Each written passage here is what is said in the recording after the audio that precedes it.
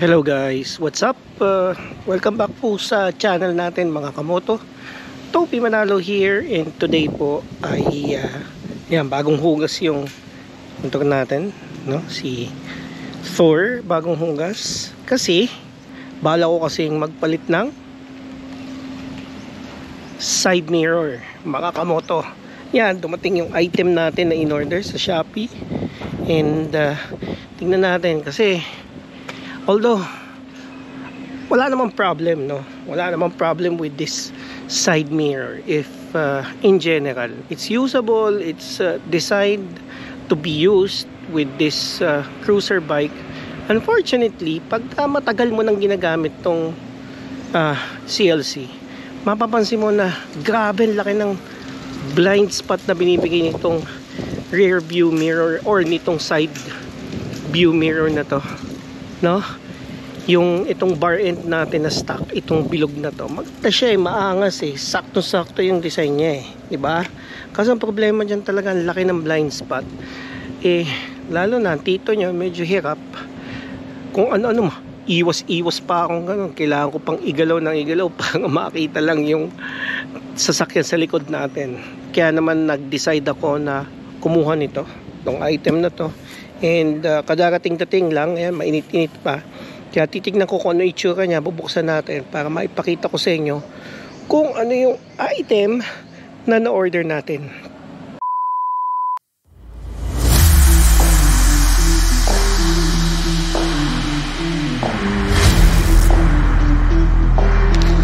Yan. This is the Carzec motorcycle spare parts. Napaka-general lang nung no? So, model nito is the H3373-37 Black. Simple lang naman siya. Ganito itsura niya. Ayan. So, ayan. Oh, diba? Laking diferensya.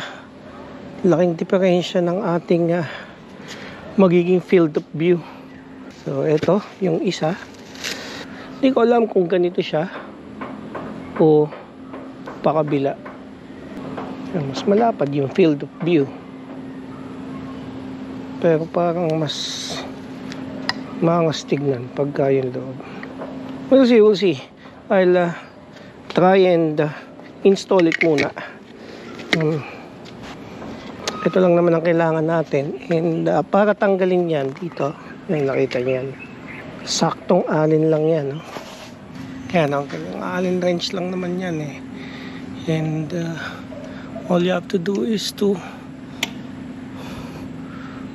diba, counterclockwise lang pagtanggal nyan at matik matatanggal na tong side view mirror. This is the stock, and this is your replacement. Pinapasok lang naman yan ng paganyan. So yan guys, I've managed to install this one muna, and tinitignan ko kung ganito ba ang maganda or nakabaliktad. Yan, nakaganyan or nakaganito, I don't know. It seems like dapat nakaganito kasi yung objects in the mirror are closer than they appear na sentence is ito yung orientation niya. So I assume na ganito dapat siya.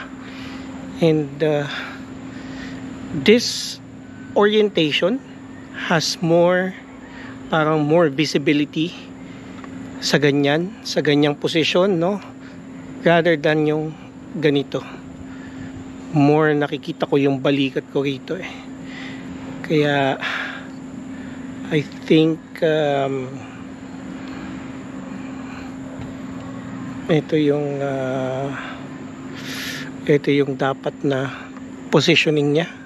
Kita ko yung gilid, kita ko yung mangga, kita ko yung sa may gate namin.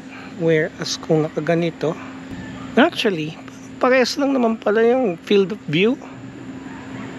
kung nakapapasok or nakapalabas. It's just a matter of preference na lang siguro, and kung hindi naman ako mag-shadow, itong objects in the mirror are closer than they appear, hindi ko papansinin, I think okay lang kahit nakabaliktad siyang ganyan. Mas maganda kasi yung nakaganito dahil yung tendency sumabit sa gilid mas konti dahil ito yung nakatutok, or ito yung mas longer part nandito. So ikakabit ko rito yung isa, and we'll see, titignan ko pagka nag-test drive ko ano ang feeling. The next day. Ayan guys, so nakabit na natin. Hindi ko na testing kahapon, medyo hinapon at ginabi na tayo, pero I was able to do a test drive, and ang mga napansin ko dito is that parang medyo bumaba siya ng konti compared dun sa stock natin na parang feeling ko medyo mataas siya. Pero I'm not sure if it's just an adjustment thing or what, pero okay naman. As I mentioned, lumapad yung ating field of view, and since wala tayong gawa ngayon, andito na rin lang sa kalikutan, naalala ko to. Yan, nakita niyo yan? Kalakal yan na galing kay Press Fern. Press Fern, maraming salamat. Yan, kasi nagpalit si Press Fern ng monkey bar, ng 8 bar. And hindi na niya kailangan to. So, dahil hindi niya to kailangan, kailangan ko to, gusto ko to. So, magiging part na ako ng mga Riser boys. By the way, this is a Riser, Motowolf Riser. So yan, kakabit natin yan dito para medyo umangat yung ating handlebar. So papakita ko sa inyo kasi dalawang option yan, either isang nakaganito or isang nakaganyan. So pwedeng ganyan na magiging orientation yan, pataas, or magiging paganyan, palapit sa akin. Tingnan natin kung ano magiging magandang itsura.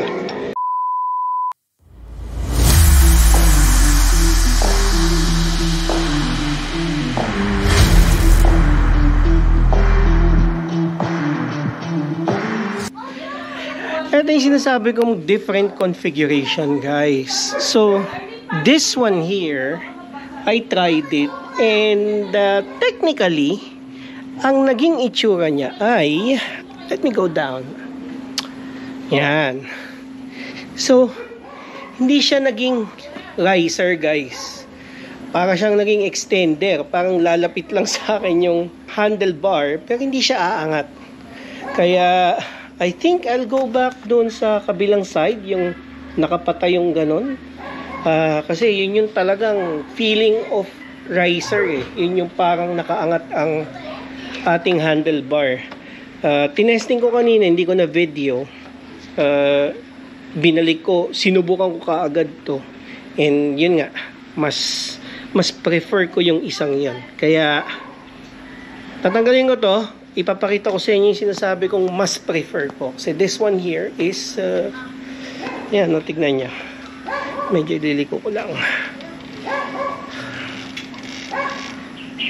Ayan, lumapit sa driver yung handlebar, pero hindi siya umangat. So, babaguhin natin para nakaangat siya. Steady lang kayo dyan. Okidoki guys. Ayan, nakita nyo. Yan na yung riser. Technically, ayan. So, umangat siya.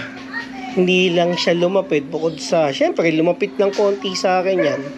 Definitely, umangat yung ating handlebar. Papakita ko sa inyo kung ano itsura niyan. Ganyan, magiging itsura niyan. Diba? Nakaangat siya.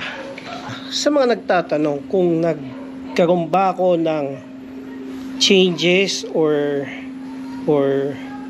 nagpalit ba ako ng cable or meron ba akong ginawa sa kable, the only thing na ginawa ko is etong cable natin na to, hinatak lang yan. Same goes here, dito. Hinatak lang siya para medyo mabatak natin to. Pero other than that, wala akong binago dyan. wala akong pinalitan. And yan, nakita nyo, ganyan na mangyayari. So, pa-finalize natin, hihigpitan ko lang tong riser natin dito sa handlebar. Tapos, ikakabit ko na tong ibabaw and then i-adjust ko to my liking para makita nyo yung ating final output. So, yun na guys. Kitang-kita nyo yung pagkakaangat, pagkaka-raise nung fork natin dati. Yung fork, yung handlebar. Dati nandito yan. So, ngayon, ayan, nakaangat na dyan. And, ganyan na yung itsura niya. Medyo natatakban ng konti yung ating panel, no? Yung ating LCD, but I don't think it's going to be that much of an issue dahil ano naman siya, hindi naman ganun kataas para talagang totally mablock. Pero ito ang isang weird na napansin ko, and I think na-experience to ni Brother Louie, no? Kita niyan? Gumagalaw! Ito hindi. Ito gumagalaw. Ang weird. Hindi ko alam kung bakit. Pareho naman sila ng sukat. Pareho ng screw na ginamit. Pero yung tornilyo niya gumagalaw, guys. Ang weird. Ang weird lang. Hindi ko maintindihan. Kaya what I'll try to do is I'll try to remove it and see kung anong solusyon dito, anong dapat kong gawin para mawala yung kalog. Steady lang kayo dyan. Later. Okay, dokie guys. Ayan, ginabi na tayo. Pero the important thing is, siyempre, nakabit na natin yung ating riser. Ayan o. Ayan. Angas, diba? Ayan. Yan ang itsura niya ngayon. Nakaangat na siya, guys. So, ito, mas, feeling ko mas aggressive yung dating ng aking riding position. So, it has that aggressive feel dahil nakataas yung braso ko. And then at the same time, yung nirereklamo ko na parang sabi ko ang baba ng side mirror natin. No? Tumaas kasi yung handlebar. So, tumaas yung side mirror ko ngayon. Ayan. So, parang nag-dual purpose. And then, what I'm planning to do is to put the phone here. That way, it's going to be in the middle position na hindi siya nasa gilid and medyo dito sa tabi, tsaka medyo less vibration. So, I can still, I think, kita niyo yung mga lines na yan. Nasa highest line siya eh. No? So, if I twist this, or if I turn this to down here, medyo tataas pa ng konti yung manibela natin. But, for me, yung position ng clutch and ng brake seems to have no changes at all. So, I'd stick with this one. Nga pala, tandaan niyo yung kaninang kumakalog dito. Medyo nabigyan ko siya ng solution. How? I traded the stainless na screw nung Motowolf kasi nilagay ko yung mga stainless screw sa ilalim eh. Siya yung nakakabit dito sa sa ating fork dati. So, ang ginawa ko, yung stock, yung black na screw ang nilagay ko. Tapos, stainless dito and then black dito. And seems effective naman. Medyo odd looking lang dahil imagine black, silver. But for me, doesn't matter as long as stable yung manibela natin. And I'm happy with it. So, I'll just connect the phone mount natin para ma-finalize na and we can close this video. So yan guys, I've managed to put the mount, the phone mount in the middle. Medyo na to be honest, medyo naaasiwa ako. I'm not used to having the phone in the middle. Talagang dito ako sa gilid kasi nagpo-phone, and so far naman pagka nakaganyan is kita ko pa naman yung ating speedometer, pero para mas kitang kita I have to put it sideways like this. And to be honest, it's okay naman sa waist, no? Pero hindi ako sanay. Again, hindi ako sanay. Minsan, pagka titingin ka ng mga messages and everything, hindi naman nagla-landscape yung orientation. Kaya medyo weird or kakaiba sa akin. But this is a good preparation. If, say for example, in the future, I plan to put in a chigi. Meron na akong paglalagyan ng chigi, guys. So, na-imagine ko na dito ko siya ilalagay. It will not obstruct the panel, the speedometer. It will be here, diba? In such a way na ayos naman siya. Hindi siya nakakaharang. And sa gasoline tank, I think with a little twist, it will be accessible. Sa ngayon, pagka magpapagas ako, I just need to put my phone out, diba? And it's ready to be filled up. What do you think, guys? Okay ba? Maganda ba yung naka-riser? Tsaka yung ating bagong side mirror? Comment down below kung sa tingin nyo this is a good thing, and kung meron kayong questions and suggestions, sulat nyo na rin dyan. And kung nagustuhan nyo naman tong video natin, syempre, pahit na lang yung like button. And lastly, kung bago kayo rito sa atin channel, first time yung nakapunta rito or madalas na kayo nagpupunta rito pero hindi pa kayo subscriber, syempre I would like to invite you to please subscribe to my channel and hit the bell notification for more updates. Again guys, maraming salamat mga Akamoto at nakaabot kayo dito sa part ng video na to. Ginabi na rin kayo kasama ko. Until next time, kita-kits po tayo. Bye-bye. Ganda ng handlebar natin ngayon.